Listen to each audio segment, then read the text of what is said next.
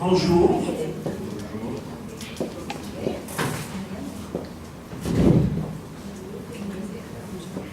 Je voudrais tout d'abord commencer par l'émotionnel, avant d'aller à la raison. L'émotion, c'est de me retrouver pour la première fois au pays des Argonautes, cette légende, ce mythe extraordinaire de la conquête contre les ténèbres, et pour faire émerger les lumières. C'est cette entreprise guidée par Thésée et qui va se matérialiser pour moi, jeune adolescent, dans un lycée en Algérie à Constantine, au temps de la guerre, puisque au moment de la guerre, j'ai vécu toute la guerre de libération nationale de 54 à 62 en Algérie. Et c'est là que je vais développer quelque chose qui est complémentaire à ce qu'a proposé ma collègue Nabila. Elle a proposé la lecture algérienne de la guerre, d'une certaine manière. Je vais apporter quelque chose de tout à fait décoiffant, nouveau. C'est le témoignage, a posteriori, d'un jeune adolescent qui prend conscience de la guerre et il peut passer à ce moment-là de l'émotion à la raison grâce aux journalistes. Ce sont les journalistes qui m'ont fait prendre conscience et ce sont les journalistes français. Et c'est un paradoxe. Pourquoi? Parce que c'est une vérité dont je suis convaincu de tout temps. Les sociétés ne sont pas entières.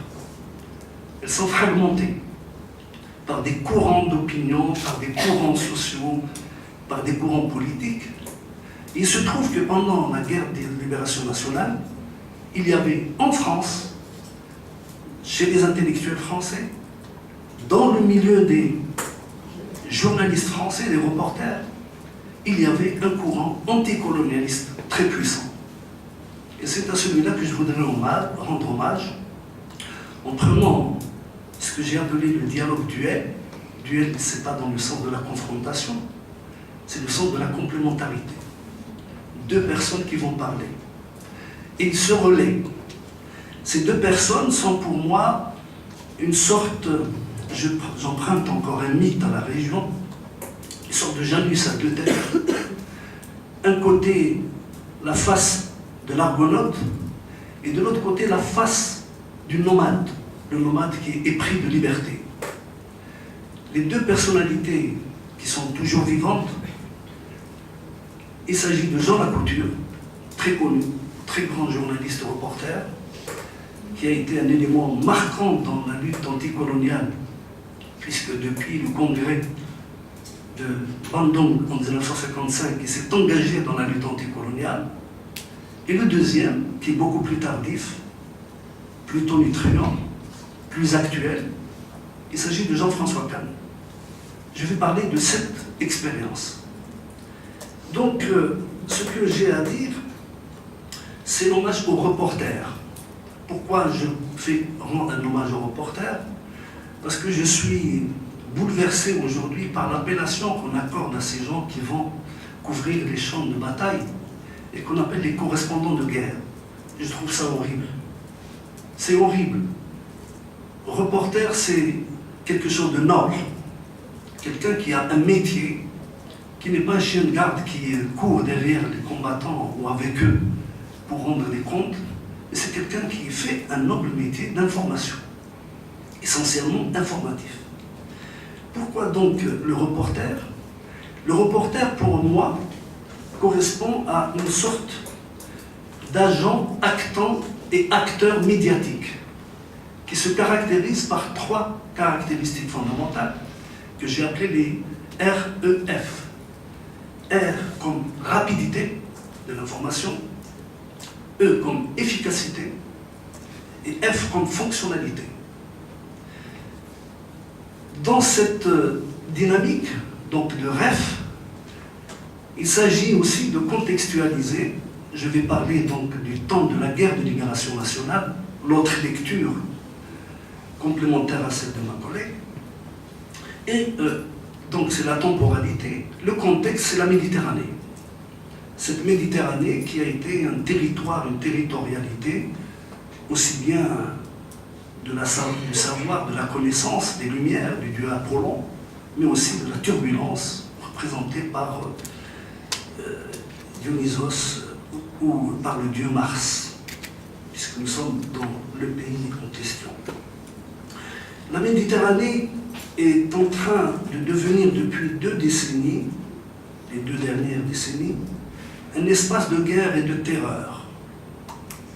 2 composants fondamentaux de ce que les néo-philosophes aujourd'hui appellent la transition postmoderne, qui se présente comme une remise en cause profonde de la modernité, née du traité de Westphalie de 1664, établissant les fondements de la nouvelle souveraineté née du dépérissement de l'empire symbolique traditionnel. Cette nouvelle souveraineté stipulait un cadre national défini et encadré par un État national exerçant une autorité régie par un droit national reconnu et exclusif de toute ingérence extérieure. C'était en 1664. Que de choses se sont passées depuis.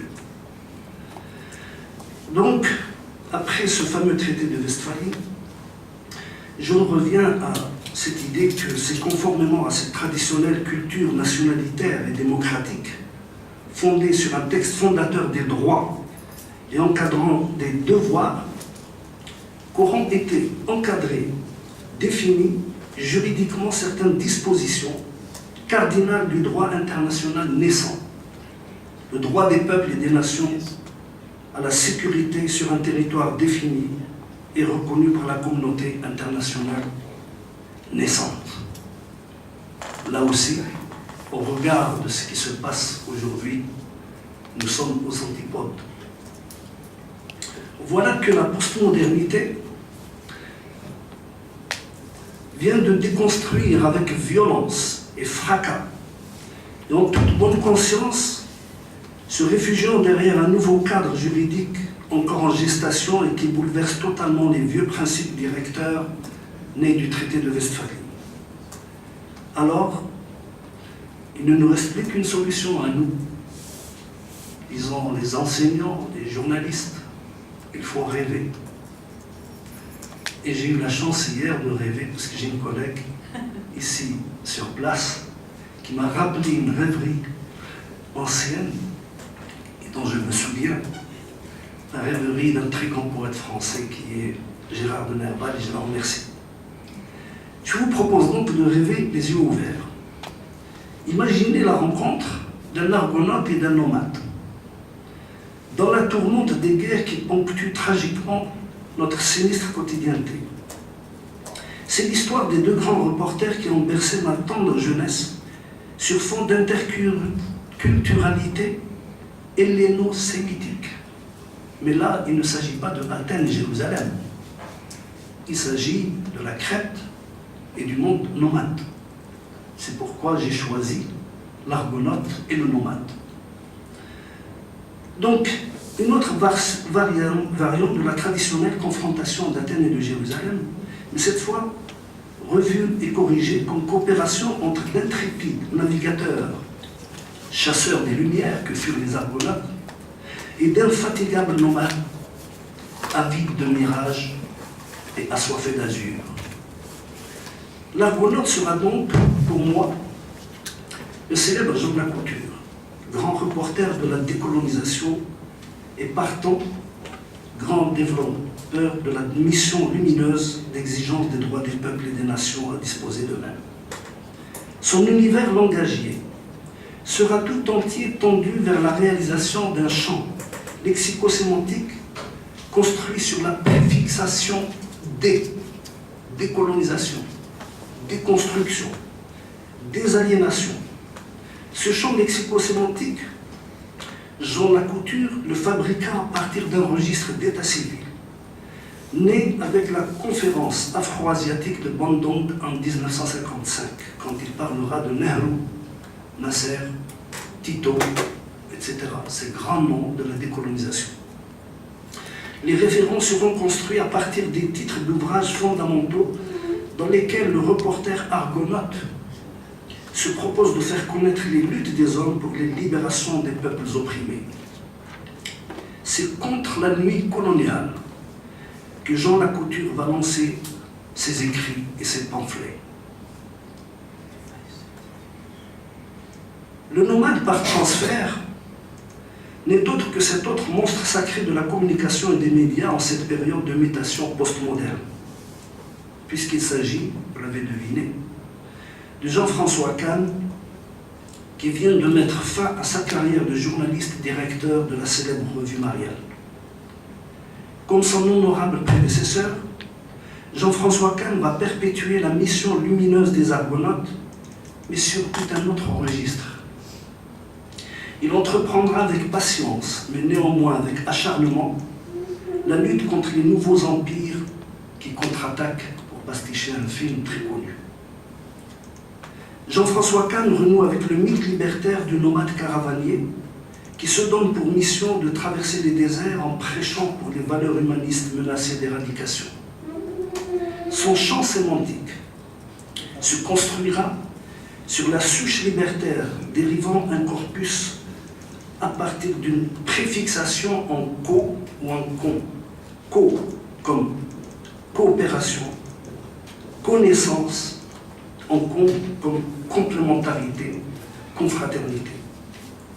Entre ces deux acteurs de la médiation et de la médiatisation, et les deux acteurs de la modernité constitutive des Lumières, se profilera alors la noble mission des éveilleurs de conscience universelle, formatée autrefois par les hommes de bonne volonté qui ébranlèrent le monde ancien avec leur révolution communicationnelle et militante. La continuité du combat libertaire de ces deux grands reporters qui ont façonné le métier journalistique moderne, à l'aune de leurs idéaux humanistes, est la preuve de la persistance de l'exigence d'un monde qui ne cède rien aux tentations réticulaires de l'Empire, cette empirisation anachronique qui veut perpétuer le monde ancien du Minotaure qui régnait avec Cerbère pour monter la garde et maintenir notre quotidienneté dans les ténèbres sur lesquelles règne sans flambeau, sans scrupule, sans relâche, Hadès, l'anthropophage dieu des morts. Passons le flambeau à son jeune cadet. Jean Lacouture aura chargé Jean-François Kahn de dépoussiérer le mythe d'Ariane, privé de sa quenouille, pour en faire la militante Marianne, guidant les peuples vers leur liberté. Je vous remercie.